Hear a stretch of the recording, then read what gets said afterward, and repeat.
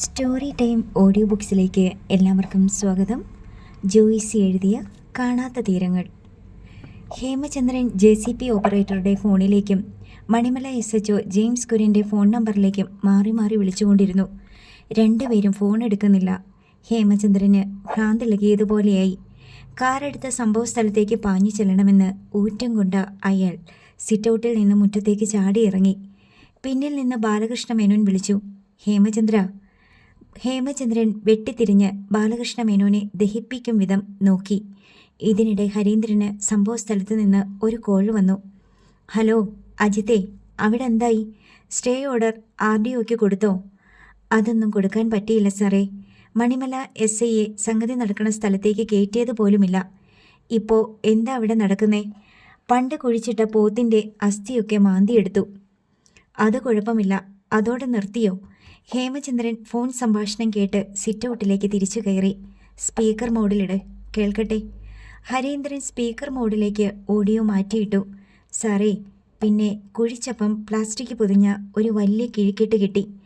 ഇപ്പം അതെല്ലാം അഴിച്ചിട്ടിരിക്കുക. ഒരു മനുഷ്യൻ്റെ തലയോട്ടിയും കുറേ എല്ലുകളും ഉണ്ട്. സാറേ, പോലീസ് എല്ലാവരെയും പരിസരത്തു നിന്ന് മാറ്റുക. ഞാൻ പിന്നെ വിളിക്കാമേ. അടുത്ത നിമിഷം കോൾ കട്ടായി. ബാലകൃഷ്ണ മേനോൻ ചകിതനായി ഹേമചന്ദ്രനെ നോക്കി. ഹേമചന്ദ്രനും സ്തംഭിച്ചു നിൽക്കുകയാണ്. എന്തു ചെയ്യും ഹേമചന്ദ്ര? അവർക്ക് വേണ്ടതെല്ലാം കിട്ടിയല്ലോ. ഇനി പോലീസ് നേരെ ഇങ്ങോട്ടായിരിക്കും വരുന്നത്. അങ്ങനെ ഓടിക്കേറി വരാനൊന്നും പറ്റില്ല. ആരാണ് കൊല്ലപ്പെട്ടതെന്ന് തെളിയിക്കണം. അതിന് ഫോറൻസിക് ടെസ്റ്റും DNA ടെസ്റ്റും ഒക്കെ വേണ്ടിവരും, ഹേമചന്ദ്രൻ പറഞ്ഞു. അതെല്ലാം പെട്ടെന്ന് നടക്കും. രക്ഷപ്പെടാനുള്ള വഴി എന്താ? തൽക്കാലം ഇവിടുന്ന് എങ്ങോട്ടെങ്കിലും മാറി നിൽക്കാം. എങ്ങോട്ട്? ബാലകൃഷ്ണ മേനോൻ നെറ്റി ചുളിച്ചു. നമ്മൾ ജാമ്യത്തിലിറങ്ങിയവരാ. ജില്ല വിട്ട് പോകരുതെന്ന വ്യവസ്ഥ. നമ്മൾ എവിടെ പോയി ഒളിക്കും? ഇവിടെ നിൽക്കണ്ട, അത്രയേ ഞാൻ ഉദ്ദേശിച്ചുള്ളൂ. പോലീസ് വരുമ്പോൾ പുറകെ സകല മീഡിയ ചുറ്റുകളും കാണും. അവരുടെയൊക്കെ മുന്നിൽ നിന്നു കൊടുക്കുന്നതിനേക്കാൾ നല്ലത് നമ്മൾ പോലീസ് സ്റ്റേഷനിൽ ചെന്ന് കീഴടങ്ങുന്നതാ. ഹേമചന്ദ്രൻ അമർഷത്തോടെ പുലമ്പി. എനിക്ക് ഈ വയസ്സുകാലത്ത് ഒളിച്ചോടാൻ വയ്യ. വരുന്ന പോലെ വരട്ടെ. 1-2 ദിവസത്തേക്ക് മാറി നിന്നിട്ടെന്താ കാര്യം? പോലീസ് വന്ന് അച്ഛനെ ചോദ്യം ചെയ്യുമ്പോൾ അച്ഛൻ എന്തു പറയും? എനിക്കൊന്നും അറിഞ്ഞുകൂടാ. ഞാൻ ഒരു കുറ്റവും ചെയ്തിട്ടില്ല. അതെങ്ങനെ ശരിയാകും? ചന്ദ്രബാബു പഴയിടം പാലത്തിനടുത്ത് വെച്ച് അച്ഛൻ്റെ കാറിൽ നിന്നിറങ്ങി ഓടിയെന്ന് അച്ഛൻ തന്നെ പോലീസിന് മൊഴി കൊടുത്തിട്ടുള്ളതല്ലേ? ഇനി അത് നിഷേധിക്കാൻ പറ്റുമോ? ഇല്ല, അത് നിഷേധിക്കുന്നില്ല. അതിനുശേഷം എന്ത് സംഭവിച്ചെന്ന് എനിക്കറിയില്ല. അവൻ്റെ ബോഡി പോലീസ് വന്ന് കുഴിച്ചെടുത്തില്ലേ? അച്ഛൻ്റെ റബ്ബർ തോട്ടത്തിൽ നിന്നാ. അത് ആരെങ്കിലും കൊണ്ടുവന്ന് കുഴിച്ചിട്ടതായിരിക്കും. ആരെങ്കിലുമോ? മിന്നലേറ്റ് ചത്ത പോത്തിനെ കുഴിച്ചിടാൻ കുഴി വെട്ടണമെന്ന് പറഞ്ഞ് അച്ഛനാണ് അന്ന് JCB വിളിച്ചു വരുത്തിയത്. കുഴിയെടുക്കുമ്പോഴും പോത്തിൻ്റെ ശവം അതിലിട്ട് മൂടുമ്പോഴും അച്ഛനുണ്ടായിരുന്നു സംഭവ സ്ഥലത്ത്. അച്ഛനൊന്നും അറിയാതെ എങ്ങനെ പോത്തിൻ്റെ ശവത്തിന് 2 അടി താഴെ ചന്ദ്രബാബുവിൻ്റെ ബോഡി വന്നു? പോലീസ് തീരെ വിഡ്ഢികളാണെന്നാണോ അച്ഛൻ്റെ വിചാരം? ഇതെല്ലാം നീയല്ലേ ചെയ്യിച്ചത്? നിന്നെ ആരെങ്കിലും നിർബന്ധിച്ചോ? ഞാൻ പറഞ്ഞോ നിന്നോട് അവനെ കൊല്ലണമെന്ന്? ജഗന്നാഥൻ പറഞ്ഞോ? നിന്റെ ഹരിയുടെയും ചോരത്തിളപ്പ്. അതിനുത്തരം നീ തന്നെ പറയേണ്ടി വരും. വൃദ്ധൻ്റെ സ്വരം രോഷം കൊണ്ട് വിറച്ചു. എൻ്റെ തടി രക്ഷിക്കാൻ എനിക്കറിയാം. ഞാൻ അന്നും അതിൻ്റെ തലേ ദിവസവും 24 hours ഡ്യൂട്ടിയിലാണ്. എൻ്റെ സർവീസ് രജിസ്റ്റർ പരിശോധിച്ചാൽ അത് വ്യക്തമാ. എന്നെ ആരും ഒരു ചുക്കും ചെയ്യാനില്ല. നീ എൻ്റെ തലയിലോട്ട് കെട്ടിവെച്ചു. ഞാൻ ഏറ്റെടുക്കാം എല്ലാം. അതാണല്ലോ നിനക്ക് വേണ്ടത്. എനിക്ക് വേണ്ടത് എന്താണെന്ന് വെച്ചാൽ ഞാൻ സ്വന്തമായിട്ട് ചെയ്തോളാം. ആരുടെയും ഹെൽപ്പ് വേണ്ട. അഞ്ജനയുടെ കാർ തോട്ടത്തിൽ കൂടി വരുന്നുണ്ടായിരുന്നു. നീണ്ട പാതയിലൂടെ കരിയിലകൾ പറത്തി അത് ഗേറ്റ് കടന്ന് മുറ്റത്ത് നിന്നു. അഞ്ജന കാറിൽ നിന്ന് ഇറങ്ങുമ്പോഴേക്ക് ഹേമചന്ദ്രൻ ചെന്ന് തട്ടിക്കയറി. കാർ എടുത്ത് മാറ്റ്.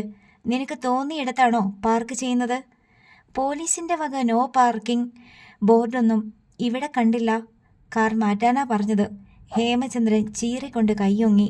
അടിക്കാനാണോ? അടിക്ക്. എൻ്റെ ദേഹത്തെ തൊട്ടിട്ട് മണിമലയാറിൻ്റെ അക്കരെ കടക്കില്ല.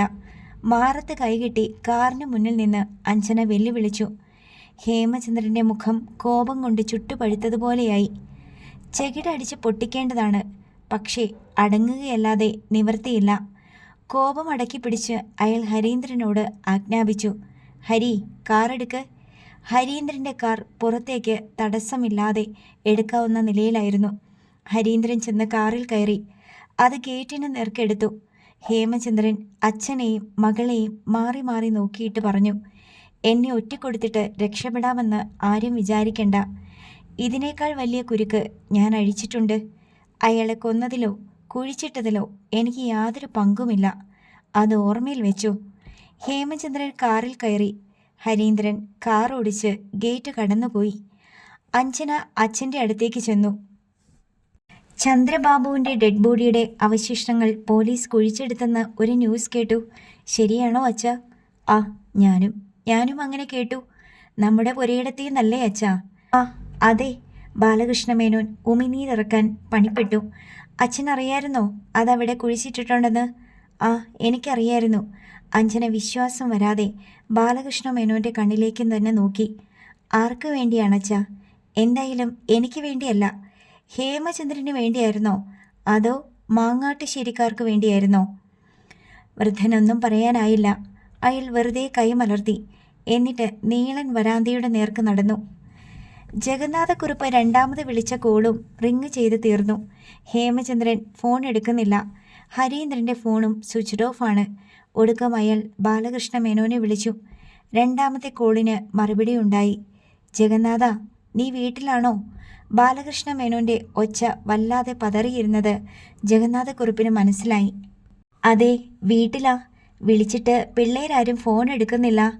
അവരെടുക്കില്ലടോ. അവരിനി സ്വന്തം തടി രക്ഷപ്പെടുത്താനേ നോക്കൂ. ആ ചന്ദ്രബാബുവിൻ്റെ ശവം കുഴിച്ചിട്ടിരുന്നത് പോലീസ് കണ്ടെടുത്തു എന്നൊക്കെ രാഘവൻ നായർ വിളിച്ചു പറഞ്ഞു. അതൊക്കെ വലിയ കുഴപ്പമായിട്ട് വരില്ലേ? അവസാനം കുറ്റം ചെയ്തവരായിട്ട് 2 പേർ മാത്രമേ കാണൂ, ഞാനും നീയും. ഹേമചന്ദ്രനും ഹരിയും എവിടെ പോയി? എങ്ങോട്ടാണെന്ന് അറിഞ്ഞുകൂടാ. പോലീസ് വരുമ്പോൾ പെട്ടെന്ന് പിടികൊടുക്കാതെ മാറി നിൽക്കണമെന്നാ ഹേമചന്ദ്രൻ പറഞ്ഞത്. അവനെ രക്ഷപ്പെടാൻ എന്തെങ്കിലും ഉപായം കണ്ടുപിടിക്കാൻ വേണ്ടിയായിരിക്കും. അവൻ എങ്ങനെ രക്ഷപ്പെടും ബാലേട്ടാ? അവൻ അന്ന് നമ്മുടെ കൂടെ ഇല്ലായിരുന്നെന്ന് ഓൺ ഡ്യൂട്ടിയാണത്രേ അവൻ്റെ അറ്റൻഡൻസ് രജിസ്റ്ററിൽ. ചന്ദ്രബാബുവിനെ പിടിച്ചുകൊണ്ടുവന്ന ജീപ്പ് കുഞ്ഞുമോൻ്റേത്, ശവം കൊണ്ടുവന്ന കാർ എൻ്റേത്, കുഴിച്ചിട്ട പുരയിടം എൻ്റേത്, കുഴിയെടുപ്പിച്ചതും പോത്തിനെ അക്കൂടെ കുഴിച്ചു മൂടിയതും ഞാൻ. വേറെ എന്തൊക്കെ തെളിവുണ്ടെന്ന് ഇപ്പോൾ എനിക്കറിയില്ല. എന്തെങ്കിലുമൊക്കെ കിട്ടിയിട്ടുണ്ടായിരിക്കും. ബാലകൃഷ്ണമേനോന് വലിയ പ്രതീക്ഷയൊന്നുമില്ലെന്ന് ജഗന്നാഥക്കുറുപ്പിന് മനസ്സിലായി. പോലീസ് വന്ന് ചോദിച്ചാൽ ഞാൻ എന്താ പറയേണ്ടത്? ഇന്നലെ വരെ പോലീസിൻ്റെ എല്ലാ ചോദ്യത്തിനും ഹേമചന്ദ്രൻ പറഞ്ഞു തന്നു. പഠിപ്പിച്ച ഉത്തരവുണ്ടായിരുന്നു പറയാൻ. ഞാനും ബാലേട്ടനും ഹരിയും അത് തെറ്റാതെ പറഞ്ഞു. ഇനിയോ? എനിക്കറിയില്ല ജഗന്നാഥ. അവരെല്ലാം അറിഞ്ഞുകൊണ്ട് സകല തെളിവുകളുമായിട്ട് വരുമ്പോൾ നമ്മൾ എന്ത് ചെയ്യാനാ? ഇനിയിപ്പം മാളുവിൻ്റെ കാര്യത്തിലും നമ്മൾ ഇതുവരെ പറഞ്ഞതെല്ലാം കള്ളമാണെന്നല്ലേ എല്ലാവരും കരുതൂ. അതും പോലീസ് അന്വേഷിക്കില്ലേ? മാളു എവിടെയെന്ന് ചോദിച്ചാൽ എന്ത് പറയണം നമ്മൾ? ജഗന്നാഥ, ഞാൻ കുറച്ച് കഴിഞ്ഞ് വിളിക്കാം. എൻ്റെ തല പെരുക്കുന്നുണ്ട്. ഒറ്റ വാക്കിൽ പറഞ്ഞാൽ എല്ലാം തൊലഞ്ഞടൂ. വയസ്സുകാലത്ത് ജയിലിൽ കിടന്ന് ചാകാനായിരിക്കും വിധി. അതിനേക്കാൾ ഭേദം വല്ല വിഷവും കഴിച്ച്. ബാലകൃഷ്ണ മേനോൻ പൂർത്തിയാക്കാതെ നിർത്തി. ബാലേട്ടൻ അങ്ങനെ പറയരുത്, ഒരിക്കലും പറയരുത്. ഞാൻ ഈ നിമിഷം വരെ വിചാരിച്ചു വെച്ചിരുന്നത് എന്ത് പ്രശ്നത്തിനും ഒരു പരിഹാരം ബാലേട്ടൻ്റെ കയ്യിലുണ്ടെന്നാ. എന്തെങ്കിലും ഒരു മാർഗം ഉണ്ടെങ്കിൽ ഞാൻ തന്നെ വിളിച്ച് അറിയിക്കാം. ഇപ്പോൾ ഫോൺ വയ്ക്കേ. അടുത്ത ക്ഷണത്തിൽ കോൾ മുറിഞ്ഞു. ബാലകൃഷ്ണ മേനോൻ കട്ട് ചെയ്തതാണെന്ന് അയാൾക്ക് മനസ്സിലായി. ഫോൺ പിടിച്ചിരുന്ന കൈ താഴ്ത്തിയിട്ട് അയാൾ തൻ്റെ ചുമലിൽ ഭിത്തിയിലേക്ക് ചാരി. കേസ്, പോലീസ്, വിചാരണ കോടതി, ജഡ്ജി, വക്കീലന്മാർ, സാക്ഷികൾ, ജയിലറകൾ എല്ലാം അയാളുടെ മനസ്സിലൂടെ പാളിക്കടന്നുപോയി. മണ്ണ് പുരണ്ടും അവിടെ കീറിയും ഡിസൈനുകൾ മങ്ങിയും മാഞ്ഞും കാണപ്പെട്ട പ്ലാസ്റ്റിക് പൊതിക്കെട്ട് തുറന്നപ്പോൾ അകത്ത് കാണപ്പെട്ടത് ഒരു മനുഷ്യൻ്റെ അസ്ഥിപഞ്ജരമായിരുന്നു. സന്ദീപിൻ്റെയും രാജഗോപാലിൻ്റെയും ഇടയിലൂടെ തിക്കി തിരക്കി അല്ലിമ മുന്നോട്ട് കയറി. ആളുകളെ ലാത്തി വീശി തടയുന്ന പോലീസുകാരുടെ ഒരു വലയമാണ് മുന്നിൽ. കുഴിവക്കിൽ പിക്കാസ് ആഞ്ഞുകുത്തി. അതിൻ്റെ പിടിയിൽ ഒരു കൈ പിടിച്ചു തൂങ്ങി. മറ്റേ കൈകൊണ്ട് തൻ്റെ സഹായിയുടെ കൈപ്പത്തിയിൽ കടന്നു പിടിച്ച് അനിബാബു കുഴിയിൽ നിന്ന് ചാടിക്കയറി. അയാൾ കുഴിവക്കിലേക്ക് എടുത്തു വെച്ചു കൊടുത്ത പ്ലാസ്റ്റിക്കിൽ പൊതിഞ്ഞ കെട്ട് പോലീസ് കത്തി ഉപയോഗിച്ച് പിളർന്നു. അതിനുള്ളിൽ 4 അടി നീളത്തിൽ സിലിണ്ടർ ആകൃതിയിൽ ഒരു മൺകട്ട. സൂക്ഷ്മതയോടെ മണ്ണ് കുറേശ്ശേ അടർത്തി മാറ്റിയപ്പോൾ ആദ്യം ഒരു തലയോട്ടി ദൃശ്യമായി. അടർന്നു പോകരുത്, സൂക്ഷിച്ച്. പോലീസ് ഓഫീസർ സഹപ്രവർത്തകർക്ക് ജാഗ്രതാ നിർദ്ദേശം നൽകിയിരുന്നു. മണ്ണ് ചുരണ്ടിയും അടർത്തിയും മാറ്റിക്കൊണ്ടിരിക്കെ കാൽമുട്ടുകൾ മടക്കി ഇരുത്തിയ നിലയിലുള്ള ഒരു മനുഷ്യ അസ്ഥിപഞ്ജരം ക്രമേണ തെളിഞ്ഞു വന്നു. കാലപ്പഴക്കത്തിൽ അസ്ഥിഖണ്ഡങ്ങൾ പലതും പരസ്പരം ബന്ധമറ്റ് വേറിട്ട് കിടന്നു. തനിക്ക് ജന്മം തന്ന ആളിൻ്റെ അസ്ഥിപഞ്ജരമാണ് അതെന്ന ഓർമ്മയിൽ അലിമ പകച്ചു നിന്നു. അടുത്ത ക്ഷണം തന്നെ താൻ ഫോട്ടോയിൽ കണ്ട ചന്ദ്രബാബുവിൻ്റെ രൂപം അവളുടെ മനസ്സിൽ തെളിഞ്ഞു. അതെത്രയോ സൗമ്യവും ദീപ്തവുമായിരുന്നു. ആ കണ്ണുകൾ എത്ര സ്നേഹമസൃണമായിരുന്നു. ഇപ്പോൾ കൺമുൻപിൽ ഭയാനകമായ ഒരു തലയോട്ടിയും ഏതാനും അസ്ഥികഷ്ണങ്ങളും. ഉത്കടമായൊരു വേദനയും നൈരാശ്യവും അവളുടെ മനസ്സിനെ ചൂഴ്ന്നു. അവൾ പെട്ടെന്ന് പിന്നോക്കം വലിഞ്ഞു. ഇനി അവൾക്കൊന്നും കാണണ്ട. സന്ദീപ് അവളുടെ കയ്യിൽ പിടിച്ച് കണ്ണുകൾ കൊണ്ട് എന്താ എന്ന് ചോദ്യമിട്ടു. അല്ലിമ മിണ്ടാതെ മുഖം കുനിച്ചു. അവൻ്റെ കയ്യിൽ നിന്ന് തൻ്റെ കൈത്തണ്ട വിടുവിക്കുകയും ചെയ്തു. എല്ലായിടത്തും നടക്കുന്നത് വലുതും ചെറുതുമായ ഗൂഢാലോചനകളും അതിൻ്റെ അനന്തരഫലങ്ങളുമാണെന്ന് അവൾക്ക് തോന്നി. അവനവൻ ജയിക്കണമെന്നേയുള്ളൂ. അതിനായി ആരെ വേണമെങ്കിലും തോൽപ്പിക്കും. വെറുപ്പും വിദ്വേഷവും പകയും സ്നേഹവും അലിവും കൊലപാതകവും എല്ലാം അവർ അതിനായി ഉപയോഗിക്കുന്ന കരുക്കളാണ്. മനുഷ്യവാസമില്ലാത്ത ഏതെങ്കിലും ദ്വീപിലേക്ക് രക്ഷപ്പെടണമെന്ന് അലിമ വെമ്പൽ കൊണ്ടു. പിന്നോട്ട് നടന്ന് കിതപ്പോടെ അവൾ ആ റബ്ബർ മരത്തിൽ ചാരി നിന്നു. പള്ളിക്കുടി സിറ്റിയിൽ പോലീസ് ജീപ്പ് നിന്നു. എസ് ഐ എൽദോസ് തലതിരിച്ച് പിന്നിലിരുന്ന പോലീസുകാരോടായി പറഞ്ഞു, നിങ്ങൾ 2 പേര് പോയാൽ മതി. മുരിക്കാശ്ശേരി എസ് ഐ എൽദോസ് വിളിക്കുന്നെന്ന് പറ. ബാക്കി കാര്യങ്ങളൊക്കെ ഞാൻ പറഞ്ഞോളാം. പിൻ സീറ്റിലിരുന്ന 2 CPOമാർ ഇറങ്ങി. വഴി ശരിക്കറിയില്ലെങ്കിൽ ആരോടെങ്കിലും ചോദിച്ചു പോ. കണിയാമ്പറമ്പിൽ ശേഖരൻകുട്ടിയുടെ വീട്. പോലീസുകാർ തലയാട്ടി നടപ്പുവഴിയുടെ ഇറക്കമിറങ്ങി തുടങ്ങി. ഉച്ചസമയമായിരുന്നതിനാൽ ശേഖരൻകുട്ടിയും രമണിയും വീട്ടിൽ തന്നെ ഉണ്ടായിരുന്നു. പോലീസുകാർ വീട്ടുമുറ്റത്തെത്തി ശേഖരൻകുട്ടിയെ വിളിച്ച് വിവരം പറഞ്ഞു. Murickassery പോലീസാ. S I sir Pallikkudi സിറ്റിയിൽ ജീപ്പിലിരിപ്പുണ്ട്. അദ്ദേഹത്തിന് നിങ്ങളെ 2 പേരെയും കാണണം. ശേഖരൻകുട്ടിക്ക് ഭയം തോന്നി. പോലീസുകാർ വന്ന് ചിലപ്പോൾ ഭീഷണിപ്പെടുത്തുന്നു, ചിലപ്പോൾ വന്ന് സഹായം വാഗ്ദാനം ചെയ്യുന്നു. വിവരം ശേഖരിക്കാൻ വരുന്നവരും വിവരങ്ങൾ അറിയിക്കാൻ വരുന്നവരുമുണ്ട്. പോലീസ് വരുന്നത് ഉപദ്രവിക്കാനാണെന്ന തോന്നലാണ് മുന്നിട്ട് നിൽക്കുന്നത്. എന്താ സാറേ ഞങ്ങൾ ചെയ്ത കുറ്റം? ശേഖരൻകുട്ടി തിരക്കി. നിങ്ങളൊരു കുറ്റവും ചെയ്തിട്ടില്ല. എൽദോസ് സാറിന് നിങ്ങളെയും കൂട്ടി ഒരു സ്ഥലം വരെ പോകണം. തിരിച്ച് നിങ്ങളെ ഇവിടെ എത്തിക്കുകയും ചെയ്യും. എവിടെ പോകാനാ? കുറച്ച് ദൂരെയാ. എല്ലാം സാറ് പറയും. യാത്രയ്ക്കുള്ള ഒരുക്കത്തിൽ 2 പേരും വന്നാട്ടെ. എൻ്റെ കെട്ടിയവളും വരണോ? വേണം. കസ്റ്റഡിയും അറസ്റ്റും ചോദ്യം ചെയ്യലും ഒന്നുമല്ല, വേറൊരു കാര്യത്തിനാ. പോലീസ് ആവശ്യപ്പെട്ടാൽ പോകാതെ പറ്റില്ല. ശേഖരൻകുട്ടി രമണിയോട് സംസാരിച്ചു. അവർക്കും ഭയമായി. 2 പേരും വേഷം മാറി വീട് പൂട്ടി ഇറങ്ങി പോലീസുകാരുടെ പിന്നാലെ നടന്നു. പള്ളിക്കുടി ജംഗ്ഷനിൽ എത്തിയപ്പോൾ അവിടെ 4-5 നാട്ടുകാർ കൂടി നിൽപ്പുണ്ടായിരുന്നു. കൂട്ടത്തിൽ തൻ്റെ ഇടമുള്ള മാത്തുക്കുട്ടി എൽദോസിനോട് ചോദിച്ചു, ഇവരെ എങ്ങോട്ടാ സാറേ കൊണ്ടുപോകുന്നേ? താനാരാ ചോദിക്കാൻ? എൽദോസ് അയാളുടെ നേരെ കയർത്തു. നാട്ടുകാർക്ക് വിവരം അറിയണ്ടേ സാറേ?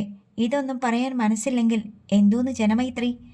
എസ് ഐ എൽദോസ് മാത്തുക്കുട്ടിയെ സൂക്ഷിച്ചൊന്ന് നോക്കി. എന്നിട്ട് പറഞ്ഞു, ഇവരെ പൊൻകുന്നത്തിന് കൊണ്ടുപോകുക. അവിടെ മണിമലയെന്ന് പറയുന്ന സ്ഥലത്ത് മണ്ണിനടിയിന്ന് ഒരസ്ഥികൂടം കിട്ടി. അത് ഇവരുടെ മകൻ്റെയാണോന്ന് തിരിച്ചറിയാൻ വേണ്ടിയാ.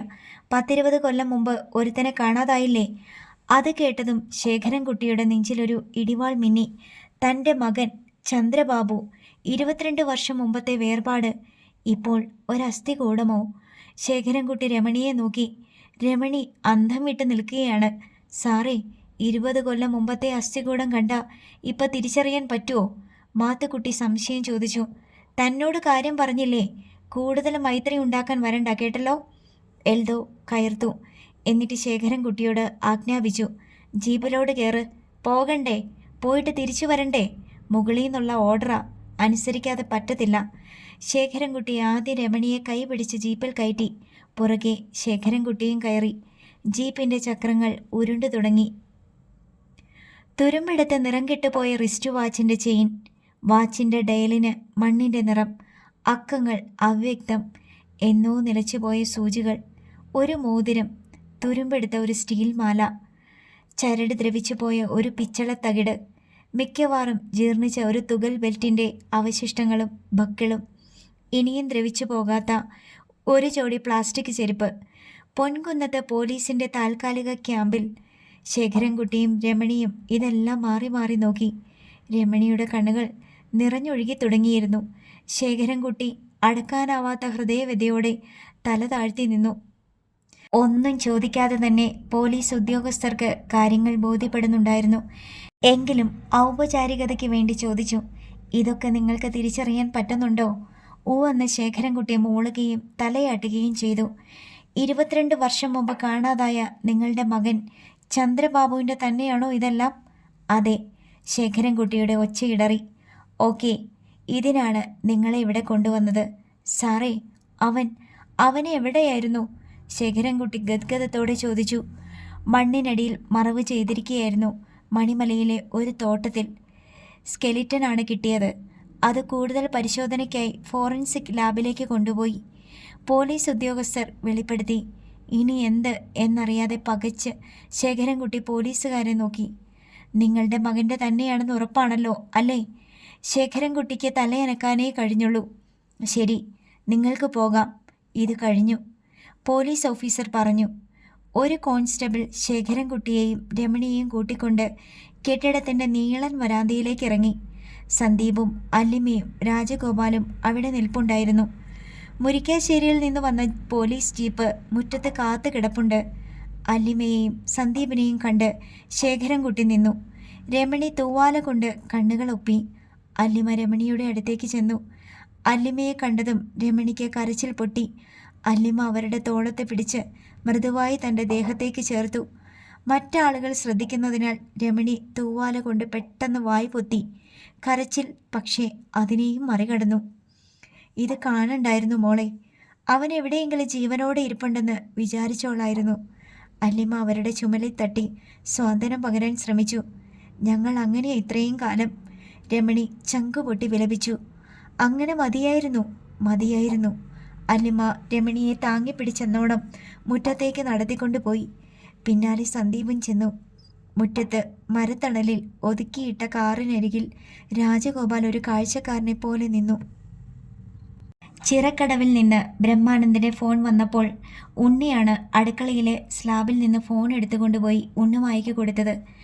ഉണ്ണിമായ കോൾ എടുത്തപ്പോൾ ഹരീന്ദ്രൻ എവിടെയെന്ന ചോദ്യമാണ് ആദ്യം വന്നത്. ഹരിയേട്ടൻ കല്ലാറ്റുപടിക്കിലേക്ക് പോയല്ലോ. അവിടെ നടക്കുന്ന സംഭവങ്ങൾ വല്ലതും നീ അറിയുന്നുണ്ടോ? പുതിയതായിട്ടെന്താ? പോലീസ് വന്ന് അവിടുത്തെ തോട്ടത്തിൽ കുഴിച്ചതും അസ്ഥി പെറുക്കിയതുമൊക്കെയല്ലേ ഇപ്പോൾ ടി വിയിലെ ഏതെങ്കിലും ന്യൂസ് ചാനൽ വെച്ച് നോക്ക്. ബ്രേക്കിംഗ് ന്യൂസ് എന്ന് പറഞ്ഞിട്ടാ വന്നുകൊണ്ടിരിക്കുന്നത്. എന്നിട്ട് വീട്ടിലേക്ക് പോരാൻ റെഡിയായിരുന്നു. ഞങ്ങളങ്ങോട്ട് വരുന്നുണ്ട്. ഞാനിവിടുന്ന് എങ്ങോട്ട് പോരാൻ? പോലീസ് കയറി നിരങ്ങും ഇനി എവിടെ? അവരച്ഛനും മകനും കൂടെ അനുഭവിക്കട്ടെ. ഞാനിതൊക്കെ പ്രതീക്ഷിച്ചതാ. വരുന്ന പോലെ വരട്ടെ. നീ ന്യൂസ് ചാനൽ കണ്ടു നോക്ക്. അച്ഛൻ അങ്ങോട്ട് വരാൻ നിൽക്കുക, നിന്നെയും ഉണ്ണിയെയും കൂട്ടിക്കൊണ്ടു പോരാൻ. ഉണ്ണിമായ ഫോൺ നിർത്തിയിട്ട് ചെന്ന് ടി വി ഓൺ ചെയ്ത് ന്യൂസ് ചാനൽ വെച്ചു. ബ്രേക്കിംഗ് ന്യൂസ് തന്നെ. മണിമലയിലെ കൊലപാതകം നിഗൂഢതയുടെ ചുരുളഴിയുന്നു. 22 വർഷം മുമ്പ് നടന്ന അതിക്രൂരമായ കൊലപാതകത്തിൻ്റെ രഹസ്യങ്ങൾ. മനുഷ്യ മനസാക്ഷിയെ ഞെട്ടിക്കുന്ന സംഭവങ്ങൾ. സ്ക്രോളിങ്ങിൽ വരുന്ന വാർത്തയ്ക്ക് പുറമെ ചില ശീർഷകങ്ങളും. ഇതിനെല്ലാം ഇടയിൽ ദൃശ്യങ്ങളും മാറി മാറി വരുന്നുണ്ട്. തോട്ടത്തിൽ JCB മണ്ണുമാന്തിക്ക് കുഴിക്കുന്നു. ഒരാൾ കുഴിയിലിറങ്ങി നിന്ന് പിക്കാക്സ് കൊണ്ട് കൊത്തുന്നു. കുഴിയിൽ നിന്ന് പുറത്തെടുത്ത മണ്ണ് പുതഞ്ഞ ഭാണ്ഡക്കെട്ട്. എവിടെയോ ഒരു മേശയിൽ വിരിച്ച വെള്ള തുണിയിൽ മനുഷ്യ അസ്ഥി പഞ്ചരത്തിൻ്റെ പൂർണ്ണ രൂപത്തിൽ അടുക്കി ചേർത്ത അസ്ഥികളും തലയോട്ടിയും. മറ്റൊരു മേശയിൽ അസ്ഥികളോടൊപ്പം കണ്ടെടുത്ത വസ്തുക്കൾ. തുരുമ്പെടുത്ത സ്റ്റീൽ ചെയിൻ, ഏലസ്, റിസ്റ്റ് വാച്ച്, ബെൽറ്റിൻ്റെ ചില ഭാഗങ്ങൾ, മോതിരം തുടങ്ങിയവ. ഇവയെല്ലാം വർഷങ്ങൾക്ക് മുമ്പ് കാണാതായ ചന്ദ്രബാബു എന്ന യുവാവിൻ്റേതാണെന്ന് പോലീസ് സംശയിക്കുന്നുവെന്നും ഫോറൻസിക് പരിശോധനകൾക്ക് ശേഷം മാത്രമേ അത് സ്ഥിരീകരിക്കാൻ കഴിയൂ എന്നും മറ്റുമുള്ള വാർത്താ വിശകലനങ്ങൾ.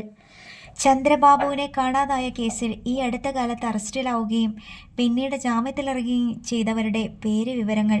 വോക്കിംഗ് സ്റ്റിക്ക് നിലത്ത് മുട്ടുന്ന ശബ്ദം കേട്ട് ഉണ്ണിമായ തല തിരിച്ചു നോക്കി. അത് മല്ലികയായിരുന്നു. അവർ ചുവടിടറി വരുന്നത് കണ്ട് ഉണ്ണിമായയ്ക്ക് തെല്ലൊരു പരിഭ്രമം തോന്നി. മല്ലിക വന്ന് ഉണ്ണിമായി നിൽക്കുന്നതിൻ്റെ പിൻഭാഗത്ത് TV കാണത്തക്ക വിധം നിന്നു. കാണാനുള്ള കാഴ്ചകളൊക്കെയുണ്ട്. അസ്ഥികൂടം മാന്തിയെടുക്കുന്നതും 10-20 വർഷം മുമ്പ് കൊന്നു കുഴിച്ചു മൂടിയ മകനെ തിരിച്ചറിയാനെത്തിയ പെറ്റമ്മയും അച്ഛനും തെളിവിനായി കണ്ടെടുത്ത തൊണ്ടി വസ്തുക്കളും എല്ലാം കാണേണ്ടത് തന്നെയാ. ഉണ്ണിമായ അമർത്തി പിടിച്ചു പറഞ്ഞു. ഉപ്പ് തിന്നവർ വെള്ളം കുടിക്കട്ടെ. മല്ലികയുടെ സ്വരത്തിൽ നൈരാശ്യം നിറഞ്ഞു. ഉപ്പ് തിന്നവർ മാത്രമാണോ? തിന്നാത്തവരും കുടിക്കണമല്ലോ വെള്ളം. ആരെങ്കിലും രക്ഷപ്പെട്ടോ ഇതിന്ന്? തീർന്നിട്ടില്ല. മകളുടെ അസ്ഥികൂടം ഇനി കണ്ടെടുക്കാനിരിക്കുന്നതേ ഉള്ളൂ. മല്ലികയുടെ മുഖത്തൊരു നടുക്കം പ്രകടമായി. ആരുടെ? മാളുവിൻ്റെ. അല്ലാതാരാ നിങ്ങളുടെ മകൾ? അവളില്ലെന്ന് ആര് പറഞ്ഞു? ആരെങ്കിലും പറഞ്ഞെങ്കിൽ അത് നുണയാ. അവളുണ്ട്. നമുക്ക് കാണാം. താമസിയാതെ പോലീസ് ഇങ്ങെത്തും അച്ഛനെയും മോനെയും അറസ്റ്റ് ചെയ്യാൻ. ഇത്രയും കാലം പറഞ്ഞു നടന്ന കള്ളങ്ങളൊക്കെ അപ്പോൾ പൊളിയും. ഉണ്ണിമായ തറപ്പിച്ചു പറഞ്ഞു. ഇതൊന്നും കാണാണ്ട് നേരത്തെ പോയാ മതിയായിരുന്നു, മല്ലിക വിലപിച്ചു. ജഗന്നാഥക്കുറുപ്പ് ഹാളിലേക്ക് വന്ന് ഷോക്കേഴ്സിലും TV-യുടെ തട്ടിലും ധൃതിയിൽ എന്തോ തിരയുന്നുണ്ടായിരുന്നു. ആ കാറിൻ്റെ കീ എവിടെ പോയി? അയാൾ ആരോടെന്നില്ലാതെ ചോദിച്ചു. ആരും മറുപടി പറഞ്ഞില്ല. കേട്ടില്ലേ ചോദിച്ചത്? ജഗന്നാഥക്കുറുപ്പിന് ദേഷ്യം വന്നു. കാർ ഹരിയേട്ടൻ കൊണ്ടുപോയി, ഉണ്ണിമായ പറഞ്ഞു. മറ്റേ കാറിൻ്റെ കീയാ ചോദിച്ചത്. ഉണ്ണിമായ ഉത്തരം പറയാതെ ഊണുമുറിയുടെ നേർക്ക് പിന്തിരിഞ്ഞു പോയി. എങ്ങോട്ട് പോകാൻ വേണ്ടിയാ? മല്ലിക മുന്നോട്ട് ചെന്ന് ചോദിച്ചു. എങ്ങോട്ടെങ്കിലും പോണം. ഇനി രക്ഷപ്പെടാൻ പറ്റുമോ? ഇത്രയും കാലം കുഴിച്ചിട്ടതൊക്കെ പുറത്തു വന്നില്ലേ? മല്ലിക ഭർത്താവിൻ്റെ മുഖത്തേക്ക് നോക്കി. മാളുവിനെ എല്ലാവരും കൂടെ എവിടെയാ കുഴിച്ചിട്ടത്? മല്ലികേ, ജഗന്നാഥക്കുറുപ്പ് അന്താളിപ്പിൽ വിളിച്ചു. എന്നോടെങ്കിലും സത്യം പറ. പോലീസ് വന്ന് ചോദിക്കുമ്പോൾ പറയണല്ലോ. ഇനിയും കള്ളം പറഞ്ഞ് പറ്റിക്കാൻ നോക്കിയാൽ നടക്കുമോ? അവൾ ജീവിച്ചിരിപ്പുണ്ട്, ജഗന്നാഥക്കുറുപ്പ് പറഞ്ഞു. ഉണ്ടോ? മല്ലിക ഉദ്വിഗ്നയായി. എവിടെയാ? അതെനിക്ക് അറിഞ്ഞുകൂടാ. ഹരിക്കേ അറിയൂ. പിന്നെ എന്ത് ഉറപ്പിലാ പറഞ്ഞത് അവൾ ജീവനോടെ ഉണ്ടെന്ന്? അവളുണ്ട്, തീർച്ചയുള്ളത് കൊണ്ടാ പറഞ്ഞത്. ഹരി വരുമ്പോൾ നീ അവനോട് ചോദിക്ക്. ഇല്ല, ഇനി എനിക്ക് പത്രത്തിൽ നിന്നും TV-യിൽ നിന്നും അറിഞ്ഞാൽ മതി. മല്ലിക ഇനി ഒന്നും ചോദിക്കാനും പറയാനുമില്ലെന്ന മട്ടിൽ തലയാട്ടിക്കൊണ്ട് പിന്തിരിഞ്ഞു. ജഗന്നാഥക്കുറുപ്പ് താക്കോൽ തിരയുന്നത് തുടർന്നു. ബാലകൃഷ്ണ പണിക്കരും അഞ്ജനയും മാത്രമേ ഉണ്ടായിരുന്നുള്ളൂ വീട്ടിൽ. ഏത് നിമിഷവും പോലീസ് എത്തുന്നത് കാത്തിരിക്കുകയാണ് രണ്ടുപേരും. ചന്ദ്രബാബു കൊല്ലപ്പെട്ടതാണെന്ന് അസന്നിഗ്ധമായി തെളിഞ്ഞ നിലയ്ക്ക് ഇതിനകം പോലീസ് എത്തിച്ചേർന്ന് ബാക്കി നടപടിക്രമങ്ങൾ പൂർത്തീകരിക്കേണ്ടതാണ്. രാത്രിയായിട്ടും പോലീസ് വന്നില്ല. അച്ഛനും മകളും കുറേ നേരം TV ന്യൂസ് കണ്ടുകൊണ്ടിരുന്നു. ഇടയ്ക്ക് ബാലകൃഷ്ണ മേനോൻ ജഗന്നാഥക്കുറുപ്പിനെ ഫോണിൽ വിളിച്ച് പോലീസ് അവിടെ ചെന്നോ എന്ന് തിരക്കി. ഇല്ലെന്നായിരുന്നു മറുപടി. ശരി എന്ന് പറഞ്ഞ് ബാലകൃഷ്ണ മേനോൻ ഫോൺ വെച്ചു. എന്തോ തീരുമാനിച്ചുറപ്പിച്ചതുപോലെ അച്ഛൻ്റെ മുഖത്തൊരു കഠിന ഭാവം കണ്ട് അഞ്ജനയ്ക്ക് വേവലാതിയായി.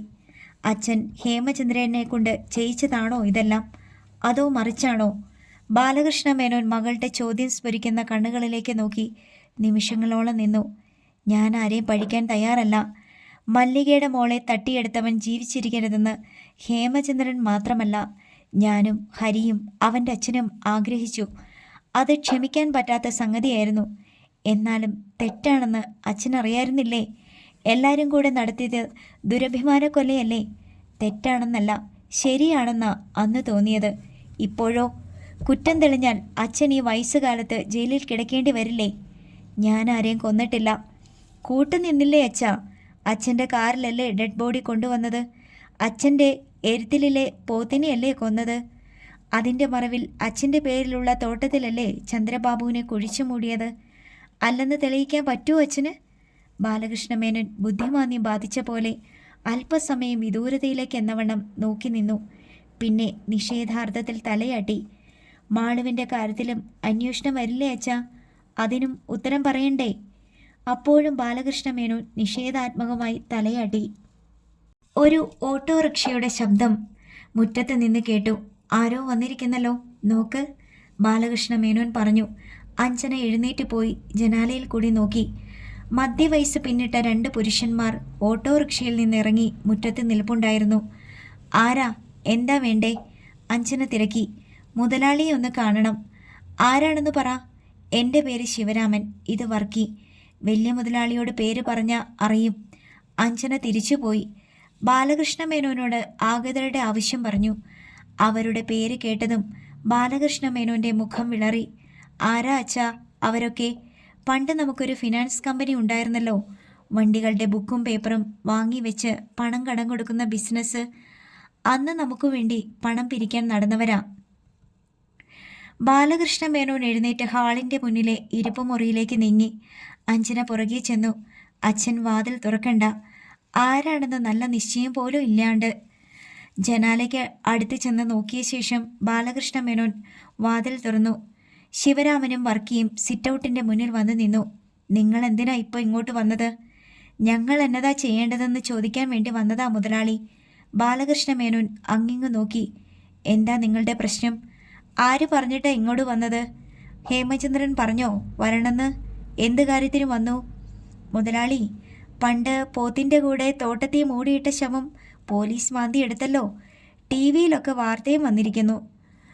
കൊന്നവരെയും കുഴിച്ചിട്ടവരെയും കൂടെ നിന്നവരെയും എല്ലാവരെയും പിടികൂടാൻ പോണെന്ന്. 2 ദിവസത്തിനകത്ത് എല്ലാവരെയും അറസ്റ്റ് ചെയ്യുമെന്ന്. അതിന് നിങ്ങൾക്കെന്താ?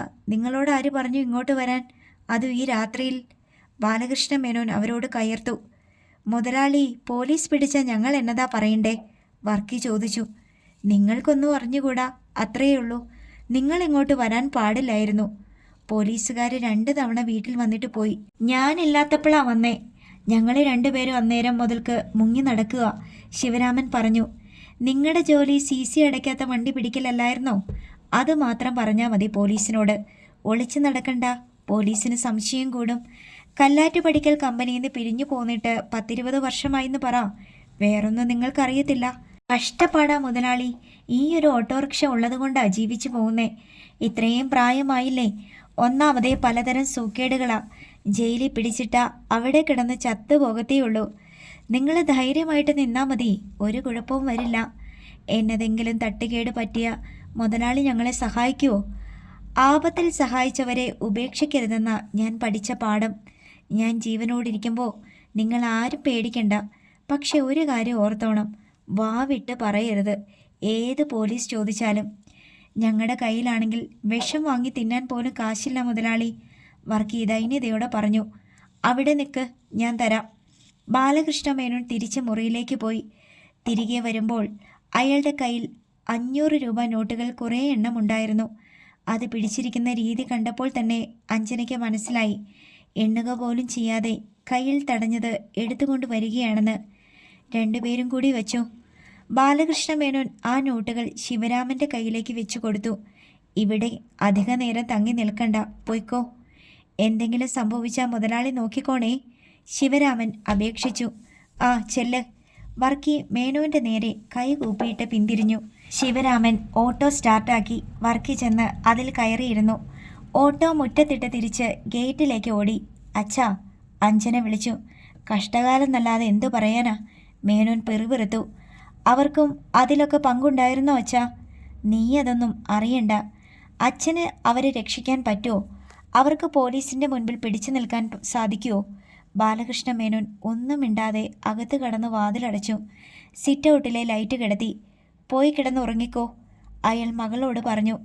അതിനുശേഷം തൻ്റെ മുറിയിലേക്ക് പോയി. അർദ്ധരാത്രിക്ക് ശേഷം ഒരു ഫോൺ കോൾ വന്നു. ജഗന്നാഥക്കുറുപ്പ് വിളിക്കുകയാണ്. അയാൾക്ക് ഇന്ന് രാത്രി ഉറങ്ങാൻ കഴിയില്ലെന്ന് മനസ്സിലായ മേനോൻ ഫോൺ എടുത്തു. എന്താടോ? ചോദ്യം അല്പം പരുഷമായി. ഉറക്കം വരുന്നില്ല. ഹരിയുടെ ഒരു വിവരവും ഇല്ല. സാരമില്ല, നാളെ അറിയാം. ബാലേട്ടൻ ഉറങ്ങിയായിരുന്നോ? ഇല്ലടോ. ഇന്നത്തെ രാത്രി ഇങ്ങനെ പോട്ടെ, നാളെ ഒരു തീരുമാനത്തിലെത്താം. ഒന്നും വേണ്ടായിരുന്നു അല്ലേ ബാലേട്ടാ? ഇതൊക്കെ ഇപ്പോഴാലോചിച്ചാൽ മതിയോ? അന്നു പറയാറുന്നല്ലോ. പോലീസ് നാളെ വന്നേക്കുമെന്ന് തോന്നുന്നു. വരട്ടെ. താൻ ഫോൺ വെച്ചിട്ട് കിടക്ക്. മേനോൻ കോൾ കട്ട് ചെയ്തു. ഉറക്കമില്ലാതെ ദീർഘനേരം കിടക്കയിൽ നീണ്ടു നിവർന്ന് കിടന്നു. ഇടയ്ക്ക് എണീറ്റിരുന്നു. മുറിയിൽ കുറച്ച് നടന്നു. വെളുപ്പാങ്കാലത്ത് മയങ്ങി. രാവിലെ ഫോൺ റിങ് ചെയ്യുന്നത് കേട്ടാണ് ബാലകൃഷ്ണ മേനോൻ കണ്ണു തുറന്നത്. ചുറ്റും മിഴിച്ചു നോക്കി. കോടതി മുറിയല്ല, ജഡ്ജിയില്ല, വക്കീലന്മാരില്ല, പോലീസുകാരില്ല, വിചാരണയുമില്ല. തൻ്റെ കിടപ്പറയാണ്. ഫോൺ എടുത്ത് ഹലോ പറഞ്ഞു. ബാലേട്ടാ. മല്ലികയുടെ പരിഭ്രാന്തമായ ശബ്ദം. ബാലകൃഷ്ണ മേനോൻ്റെ നട്ടെല്ലിലൂടെ തണുപ്പരിച്ചു കയറി. ഇവിടെ പോലീസ് വന്നിരിക്കുന്നു. ആഹാ, വന്നോ? അവരുടെ ചോദ്യം ചെയ്യൽ നടക്കുക. ബാലേട്ടൻ ഇങ്ങോട്ടൊന്ന് വരുമോ? അതിൻ്റെ ആവശ്യം വരില്ല, പോലീസ് ഇങ്ങോട്ട് എത്തിക്കോളും. ഞങ്ങൾ എന്താ ബാലേട്ടാ ചെയ്യണ്ടേ? ഒന്നും ചെയ്യണ്ട, ഫോൺ വെച്ചിട്ട് മിണ്ടാതിരിക്കുക. ഓക്കെ? കോൾ കട്ട് ചെയ്തിട്ട് അയാൾ സമയം നോക്കിയത്.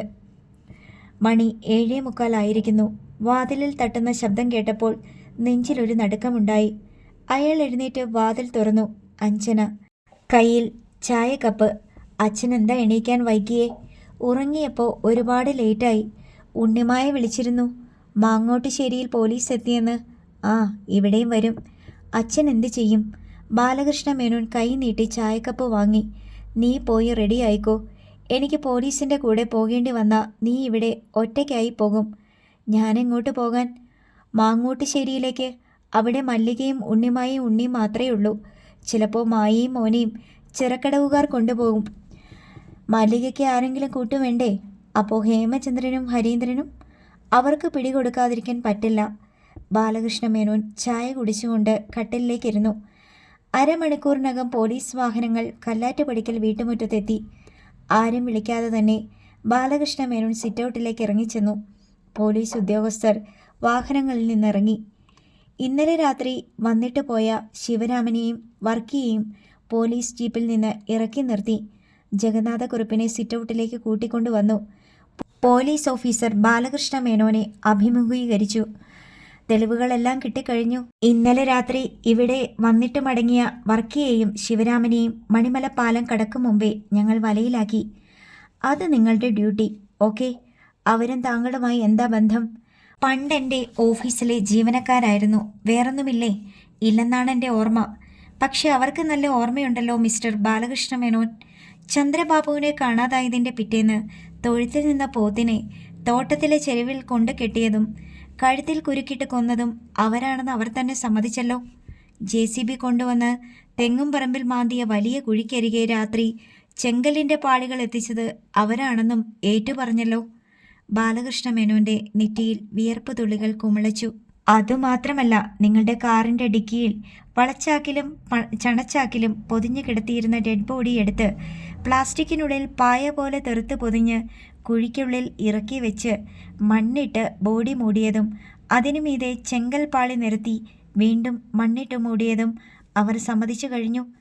അതിനു മീതെ ആരും സംശയിക്കാതിരിക്കാൻ വെള്ളം കോരി ഒഴിച്ച് രാത്രി മഴ നനഞ്ഞ മണ്ണ് പോലെയാക്കിയതും അവർ തുറന്ന് പറഞ്ഞു കഴിഞ്ഞു. ഡെഡ് ബോഡി പൊതിയാൻ ഉപയോഗിച്ച പ്ലാസ്റ്റിക് ഷീറ്റ് ഇവിടെ പുറം പണിക്കാർക്ക് ഭക്ഷണം കൊടുക്കാൻ പിൻവരാന്തയിൽ ഇട്ടിരുന്ന ഡെസ്കിന് മീതെ വിരിച്ചിരുന്നതാണെന്ന് കൂടി ഏറ്റു പറഞ്ഞപ്പോൾ ഞങ്ങൾക്ക് കിട്ടേണ്ട തെളിവുകളൊക്കെ ഏകദേശം പൂർത്തിയായി. ഇനി നിങ്ങളുടെ കുറ്റസമ്മതം കൂടി മതി. അത് ഇവിടെ വെച്ച് വേണോ? നിങ്ങൾ അറസ്റ്റ് ചെയ്യാൻ വന്നതല്ലേ? കസ്റ്റഡിയിലെടുത്ത് സ്റ്റേഷനിൽ കൊണ്ടുപോയി ചോദ്യം ചെയ്യുമ്പോൾ പോരെ? മതി, ചോദിച്ചെന്നേയുള്ളൂ. നിങ്ങളുടെ സഹോദരി ഭർത്താവ് കുറ്റം സമ്മതിച്ചു കഴിഞ്ഞു. ബാലകൃഷ്ണ മേനോൻ ജഗന്നാഥക്കുറുപ്പിനെ നോക്കി. തല താഴ്ത്തി അപമാനിതനായി നിൽക്കുകയാണ് അയാൾ. ബാലകൃഷ്ണ മേനോൻ പിന്തിരിഞ്ഞ് അകത്തേക്ക് നോക്കി വിളിച്ചു. മോളെ. അഞ്ജന വാതിലിനരികെ നിൽപ്പുണ്ടായിരുന്നു. അവൾ സിറ്റൗട്ടിലേക്ക് ഇറങ്ങി നിന്നു. നീ പോകാൻ ഇറങ്ങിക്കോ, ഇപ്പം തന്നെ. ഞാൻ പോയി കഴിഞ്ഞ് ഇവിടെ ആരും വേണ്ട. എനിക്ക് വീട് പൂട്ടണം. അഞ്ജന അച്ഛനെ ദയനീയമായി നോക്കി. മോളെ, എന്നെ ഇവർ കൊണ്ടുപോകാൻ വന്നിരിക്കുക. പോകാതെ പറ്റില്ല. അഞ്ജന ബാഗ് ഒരുക്കി വെച്ചിട്ടുണ്ടായിരുന്നു. ബാഗും കാറിൻ്റെ കീചെയിനും എടുത്ത് അവൾ സിറ്റൗട്ടിലേക്ക് വന്നു. അച്ഛനെ നോക്കി. യാത്രയൊന്നും പറയണ്ട, പൊയ്ക്കോ. അഞ്ജന മുറ്റത്തേക്കിറങ്ങി കാറിൽ ചെന്ന് കയറി. ബാലകൃഷ്ണ മേനോൻ പോലീസ് ഓഫീസറോട് പറഞ്ഞു, ഞാൻ ഈ മേൽവസ്ത്രം ഒന്ന് മാറ്റിക്കോട്ടെ, 5 മിനിറ്റ്. പോലീസ് ഓഫീസർ ഒന്ന് സംശയിച്ചു. ഞാൻ ഈ 80-ാം വയസ്സിൽ ഓടിക്കളയുമെന്ന് തോന്നുന്നുണ്ടോ? ബാലകൃഷ്ണ മേനോൻ്റെ സ്വരത്തിൽ പരിഹാസം കലർന്നു. ഇല്ല, ഡ്രസ് മാറിക്കോളൂ. Thank you. ബാലകൃഷ്ണ മേനോൻ അകത്തേക്ക് പോയി.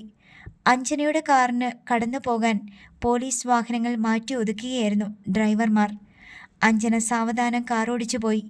ബാലകൃഷ്ണ മേനോൻ ഡ്രസ് മാറി വരുന്നത് കാത്തു നിൽക്കുകയായിരുന്നു പോലീസ് സംഘം. പെട്ടെന്ന് അന്തരീക്ഷത്തിൽ ഒരു നടുക്കം സൃഷ്ടിച്ചുകൊണ്ട് വീടിനുള്ളിൽ നിന്ന് ഒരു വെടിയൊച്ച മുഴങ്ങി. റബ്ബർ മരക്കൊമ്പുകളിലും മതിലിലും ഇരുന്ന കാക്കകൾ പൊടുന്നനെ കരഞ്ഞു പറന്നു. ഫോണിൽ സംസാരിച്ചുകൊണ്ട് കാറിനുള്ളിലിരുന്ന Kanjirappally DYSP George Joseph Kulathinkal പെട്ടെന്ന് ഫോൺ നിർത്തി ഡോർ തുറന്നിറങ്ങി. സിറ്റൗട്ടിൽ ഉണ്ടായിരുന്ന പൊൻകുന്ന CI അടക്കം എല്ലാവരും വീട്ടിനകത്തേക്ക് തുറന്നു കിടന്ന വാതിലിലേക്ക് പരിഭ്രാന്തരായി നോക്കുന്നുണ്ടായിരുന്നു. എന്താണ് സംഭവിച്ചതെന്ന് ആർക്കും മനസ്സിലായില്ല. അകത്തേക്ക് കടന്നു ചെല്ലാനുള്ള ധൈര്യം ഉണ്ടായതുമില്ല. ബാലകൃഷ്ണ മേനോനെ കൂടാതെ ഇവിടെ മറ്റാരെങ്കിലും ഉണ്ടോ? ഡിവൈഎസ്പി ചോദിച്ചു. സർ, അറിയില്ല, CI പറഞ്ഞു. ഇവിടെ വീട്ടിനുള്ളിൽ തോക്ക് സൂക്ഷിച്ചിട്ടുണ്ടോ? ആരും ഉത്തരം പറഞ്ഞില്ല. എടോ, തനിക്കറിയില്ലേ ഇവിടെ ലൈസൻസ് ഉള്ള റിവോൾവറോ റൈഫിളോ ഉണ്ടോ എന്ന്? മണിമല SIയുടെ നേർക്ക് ഡിവൈഎസ്പി തട്ടിക്കയറി. ഒരു പിസ്റ്റൾ ഉണ്ട് സർ. ഇലക്ഷനൊക്കെ വരുമ്പോൾ സ്റ്റേഷനിൽ സറണ്ടർ ചെയ്യാറുണ്ട്. പിന്നെ ഹേമചന്ദ്രൻ സാറിൻ്റെ സർവീസ് റിവോൾവർ. നിങ്ങൾ അകത്ത് കയറി നോക്കൂ എന്താ സംഭവിച്ചതെന്ന്. പിടിക്കപ്പെടുന്ന നേരത്ത് സമനില തെറ്റുന്ന കുറ്റവാളികൾ പോലീസുകാരുടെ നേർക്ക് കണ്ണും പൂട്ടി ആക്രമണം അഴിച്ചുവിട്ട സംഭവങ്ങൾ ഒട്ടേറെ നടന്നിട്ടുള്ളതിനാൽ ജാഗ്രതയോടെയും ഭയത്തോടെയുമാണ് CIയും മറ്റു പോലീസുകാരും വീട്ടിനുള്ളിലേക്ക് കടന്നത്. ഇരിപ്പുമുറിയും ഹാളും പിന്നിട്ട് അവർ ഊണുമുറി, കിച്ചൺ എന്നിവയെയും കിടപ്പുമുറികളെയും വേർതിരിക്കുന്ന ഇടനാഴിയിലെത്തി. അവിടെയെങ്ങും ആളനക്കമില്ല. മുറികളുടെയും വാതിൽ അടഞ്ഞു കിടന്നു. പോലീസ് ഉദ്യോഗസ്ഥർ ഓരോ വാതിലും അതീവ ജാഗ്രതയോടെ മെല്ലെ തുറന്നു നോക്കി. ഒരു വാതിൽ മാത്രം അകത്തുനിന്ന് പൂട്ടിയതായി കണ്ടു. അതിൽ തള്ളുകയും മുട്ടി വിളിക്കുകയും ചെയ്തെങ്കിലും പ്രതികരണമൊന്നും ഉണ്ടായില്ല. പോലീസുകാർ തിരികെ പോയി ഡിവൈഎസ്പിയെ വിവരം ധരിപ്പിച്ചു. ജഗന്നാഥക്കുറുപ്പിനെ വീട്ടിനുള്ളിലേക്ക് കൂട്ടിക്കൊണ്ടുപോയി. പൂട്ടിയിട്ടിരിക്കുന്ന മുറി ബാലകൃഷ്ണ മേനോൻ്റെത് തന്നെ എന്ന് പോലീസ് ഉറപ്പാക്കി. വീടിനു പുറമേ നിന്ന് ജനാലയിൽ കൂടി അകത്തെ കാഴ്ച കാണാൻ പോലീസ് ശ്രമിച്ചെങ്കിലും ജനാല വിരികൾ കാഴ്ചയെ തടസ്സപ്പെടുത്തി. ജനാല ചില്ല് പൊട്ടിക്കാൻ ഡിവൈഎസ്പി അനുവാദം നൽകി. ഒരു ജനാലയുടെ ചില്ല് പൊട്ടിച്ച് കൊളുത്തുകൾ നീക്കി കർട്ടൻ വകഞ്ഞു മാറ്റി. മുറിക്കുള്ളിൽ കിടക്കയിൽ ഒരാൾ പാതി കമഴ്ന്നു കിടക്കുന്നതായി കാണപ്പെട്ടു. ഒരു കൈ തറയിലേക്ക് തൂങ്ങിക്കിടന്നു. അതേ വശത്ത് തന്നെ ഒരു പിസ്റ്റൾ വീണ് കിടപ്പുണ്ടായിരുന്നു. ഡിവൈഎസ്പി ജോർജ് ജോസഫ് കിടപ്പറയുടെ വാതിൽ ബലം പ്രയോഗിച്ച് തുറക്കാൻ അപ്പോൾ തന്നെ നിർദ്ദേശം നൽകി. സന്ദീപ് കിഷോറിനെയും കൂട്ടി കാഞ്ഞിരപ്പള്ളിക്ക് പോകാൻ തയ്യാറെടുക്കുകയായിരുന്നു. അതിനിടയിൽ അല്ലിമയുടെ ഫോൺ വന്നു. ചന്തുവേട്ടൻ എപ്പോഴാ പോരുന്നേ? അരമണിക്കൂറിനകം പുറപ്പെടും. ഒന്ന് കാണണമെന്ന് അച്ഛൻ പറഞ്ഞിരുന്നു. ഇവിടെ വരുമോ? വരും. അച്ഛൻ എവിടെ? ഇന്ന് ഓഫീസിൽ പോണെന്ന് പറഞ്ഞ് റെഡിയാകുന്നു. ഓക്കെ. എന്തെങ്കിലും ടെൻഷനുണ്ടോ? എനിക്കോ? എനിക്ക് ടെൻഷനേ ഉള്ളൂ. എന്താ? ഇപ്പോൾ സന്തുവേട്ടൻ മണിമലയ്ക്ക് പോകുമല്ലേ, അതൊരു ടെൻഷൻ. പിന്നെ വരാൻ പോകുന്ന സംഭവങ്ങളെ പറ്റിയുള്ള പേടി. ഇനി എന്തു വരാനാ? എനിക്കറിയില്ല സന്തുവേട്ട. അവരെയെല്ലാം പോലീസ് പിടിച്ച് ജയിലിലടക്കില്ലേ? അവർക്കെല്ലാം ഇപ്പോൾ സന്തുവേട്ടനോടല്ലേ വിരോധം? ശീന്നൊക്കെ അവരെങ്ങനെയെങ്കിലും തലയൂരി പോകുമായിരിക്കും. എന്നിട്ട് സന്തുവേട്ടനോട് പക തീർക്കുമോന്നാ? അങ്ങനെയൊക്കെ ഭയന്ന് ജീവിക്കാൻ പറ്റുമോ? എന്നെയോ നിന്നെയോ ഇല്ലാതാക്കിയിട്ട് അവർക്ക് രക്ഷപ്പെടാൻ പറ്റുമോ? അവർക്ക് ജീവിക്കണ്ടേ? അതിനിടയിൽ ഫോൺ കോൾ വരുന്നത് കണ്ട് സന്ദീപ് പറഞ്ഞു. അല്ലി, എനിക്ക് കോൾ വരുന്നു. കട്ട് ചെയ്യുക. ഞാൻ അങ്ങോട്ട് വന്നോളാം. ശരി. സന്ദീപ് കട്ട് ചെയ്തിട്ട് അടുത്ത കോൾ അറ്റൻഡ് ചെയ്തു. പത്രത്തിൻ്റെ കോട്ടയം ന്യൂസ് ഡെസ്കിൽ നിന്ന് സാബു ജോസാണ് വിളിച്ചത്. സന്ദീപ്, ഇപ്പോൾ ഒരു ബ്രേക്കിംഗ് ന്യൂസ് കിട്ടിയിട്ടുണ്ട്. എന്താ? നിങ്ങളുടെ റിലേറ്റീവ് അല്ലായിരുന്നോ ബാലകൃഷ്ണ മേനോൻ? ചന്ദ്രബാബു കൊലക്കേസിലെ പ്രതികളിൽ ഒരാൾ. അയാൾ മരിച്ചു. സന്ദീപ് ഒരു നിമിഷം നടുങ്ങി നിന്നു. ബാലമാമ? അയാൾ സൂയിസൈഡ് ചെയ്തു. ഇപ്പോൾ കിട്ടിയ വിവരമാണ്. റിവോൾവർ എടുത്ത് തന്നെത്താൻ വെടിവെച്ചു. എനിക്കിത് വിശ്വസിക്കാൻ പറ്റുന്നില്ല. പോലീസ് അറസ്റ്റ് ചെയ്യാൻ വീട്ടിൽ ചെന്നപ്പോഴായിരുന്നു സംഭവം. ഡ്രസ് മാറി വരാമെന്ന് പറഞ്ഞ് പോലീസിനെ പുറത്ത് നിർത്തിയിട്ട് കക്ഷി അകത്ത് കയറി. പിന്നെ വെടിയൊച്ചയാ കേട്ടത്. പോലീസ് വാതിൽ പൊളിച്ച് അകത്ത് കയറി നോക്കുമ്പോഴേക്ക് കഴിഞ്ഞു. ഓക്കെ, ഇത് പറയാൻ വിളിച്ചതാ. ഇപ്പോൾ എവിടെയുണ്ട്? എറണാകുളത്താണ്. Then see you. വെക്കട്ടെ. കോൾ കട്ടായി. എന്താ സന്തുവേട്ട? കിഷോർ ജിജ്ഞാസാഭരിതനായി. ബാലമാമ സൂയിസൈഡ് ചെയ്തെന്ന് ആ പ്രായം ചെന്ന മനുഷ്യനോ? കിഷോർ അന്താളിപ്പിൽ ചോദിച്ചു. സന്ദീപ് തലയാട്ടി. എവിടുന്ന് കിട്ടി തോക്ക്? അഥവാ കിട്ടിയാലും ബുള്ളറ്റ് വേണ്ടേ? വെടിവെക്കാൻ അറിയണ്ടേ? ബാലമാമ എക്സ് മിലിറ്ററി ആയിരുന്നു. സന്ദീപ് സംസാരിച്ചുകൊണ്ട് തന്നെ ഫോണിൽ നമ്പർ എടുത്ത് ഡയൽ ചെയ്തു. മറുവശത്ത് നിന്ന് ഹലോ കേട്ടപ്പോൾ അവൻ ചോദിച്ചു. അമ്മേ, അച്ഛൻ എവിടെ? കോടതിയിലോട്ട് പോകാനൊരുങ്ങുന്നു. അമ്മേ, ഒരു മോശം വാർത്തയുണ്ട്. ബാലമാമ ആത്മഹത്യ ചെയ്തു. അച്ഛനോട് ഞാൻ എങ്ങനെ പറയും? അമ്മ പറയണേ. മണിമലയിലെ ബാലമാമയോ? രാജശ്രീയുടെ സ്വരത്തിൽ പരിഭ്രാന്തി കലർന്നിരുന്നു. അതെ. എന്താ മോനെ നീ പറയുന്നേ? എനിക്കിപ്പോൾ കിട്ടിയ വിവരമാ, വേറൊന്നും അറിയില്ല. ഷോ, ഞാൻ എങ്ങനെ പറയും സന്തു? അച്ഛൻ ഇതൊരു ഷോക്കാവും. എന്നാൽ ശരി, അച്ഛൻ അധികം വൈകാതെ അറിഞ്ഞോളും. അമ്മ പറയണ്ട. നീ ഇപ്പോൾ എവിടെയാ? എപ്പോഴാ ഇങ്ങോട്ട് വരുന്നേ? എൻ്റെ ജോലി തീർന്നില്ലമ്മേ. ഞാൻ അങ്കിളിൻ്റെ വീട്ടിലാ. ഉടനെ കാഞ്ഞിരപ്പള്ളിക്ക് പോകും. ഞാൻ പിന്നെ വിളിക്കാം. സന്ദീപ് കോൾ കട്ട് ചെയ്തിട്ട് കിഷോറിനെ നോക്കി. കിഷോർ അന്തം വിട്ട് നിൽക്കുകയാണ്. സന്തുവേട്ടാ, നമുക്ക് കുഴപ്പം വല്ലതും വരുമോ? കിച്ചു, സംഗതി ഇത്രയേ ഉള്ളൂ. ആ മനുഷ്യൻ ദുരഭിമാനിയായിരുന്നു. ചന്ദ്രബാബുവിൻ്റെ കൊലക്കേസ് തന്നെ ദുരഭിമാന കൊലയായിരുന്നല്ലോ. ഇനി ഈ വയസ്സുകാലത്ത് കൊലക്കേസ് പ്രതിയാകാനും ജയിലിൽ കിടക്കാനും ബാലമാമയുടെ അഭിമാനം സമ്മതിച്ചില്ല. പിന്നെ അതേപ്പറ്റി ഓർത്ത് നമ്മൾ വിഷമിക്കേണ്ട കാര്യമില്ല. കർമ്മഫലം എന്നൊന്നുണ്ടല്ലോ. ഞാനിപ്പോൾ അല്ലിയുടെ വീട്ടിലൊന്ന് പോയിട്ട് വരാം. നീ കാർ ഇറക്കി നിർത്തിക്കോ. സന്ദീപ് സുധാകരൻ നായരുടെ വീട്ടിൽ നിന്നിറങ്ങി 5-ാം നമ്പർ റിംഗ് റോഡിലേക്ക് പ്രവേശിച്ച് എതിർവശത്ത് 3-ാമത്തെ വില്ലയ്ക്ക് നേരെ നടന്നു. രാജഗോപാൽ ഓഫീസിൽ പോകാൻ ഒരുങ്ങി സിറ്റൗട്ടിൽ നിൽപ്പുണ്ടായിരുന്നു. വാതിൽക്കൽ അല്ലിമയും. വാ. രാജഗോപാൽ സന്ദീപിനെ ഹാളിലേക്ക് അണിയിച്ചു. ഞാൻ കാണണമെന്ന് പറഞ്ഞത്. ഇതുവരെ അറസ്റ്റൊന്നും റിപ്പോർട്ട് ചെയ്ത് കണ്ടില്ല. എന്ന് വെച്ചാൽ ഇന്നലെയും ആരെയും അറസ്റ്റ് ചെയ്തിട്ടില്ല. ചന്ദ്രബാബുവിൻ്റെ മരണം കൊലപാതകമാണെന്ന് ഉറപ്പായി. കൊല ചെയ്തത് ആരൊക്കെയാണെന്നും വ്യക്തമായി.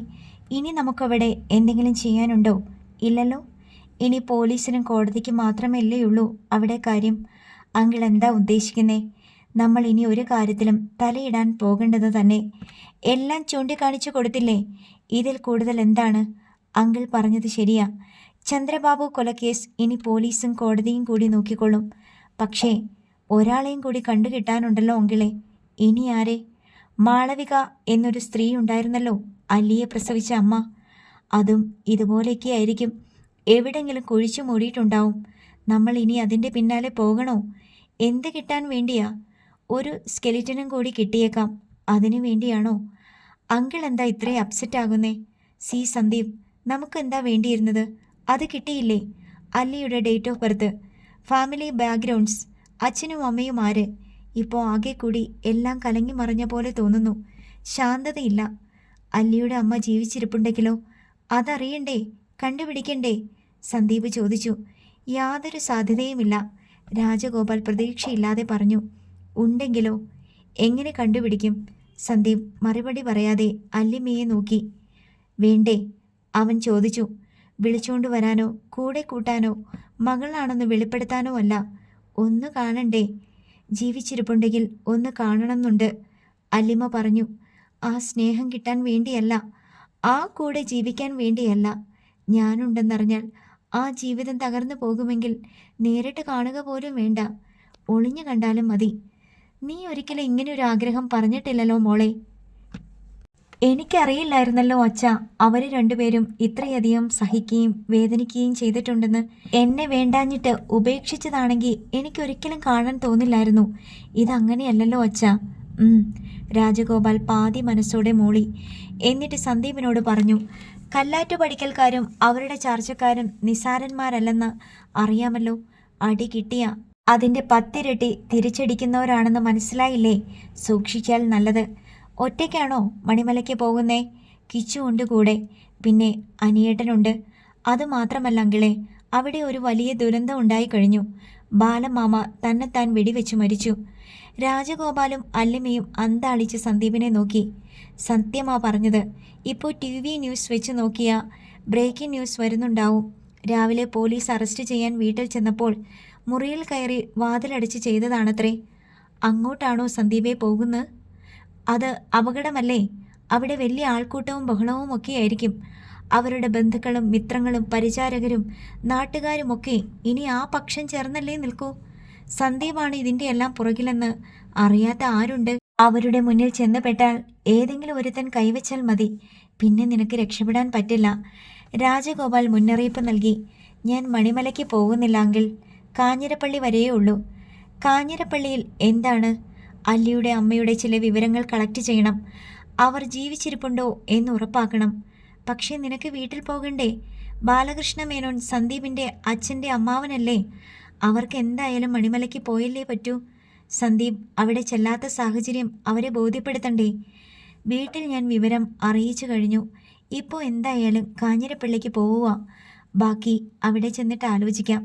ഞാൻ ഇറങ്ങട്ടെ? അത്ര തൃപ്തിയില്ലാതെ രാജഗോപാൽ തലയാട്ടി. സന്ദീപ് അല്ലിമയെ നോക്കി. അവളുടെ കണ്ണുകളിൽ ആശങ്കയും മുഖത്ത് സമ്മതവും പ്രകടമായി. അവിടെ ചെന്നിട്ട് വിളിക്കാം. സന്ദീപ് യാത്ര പറഞ്ഞിറങ്ങി. അടുത്ത ഭാഗം നാളെ.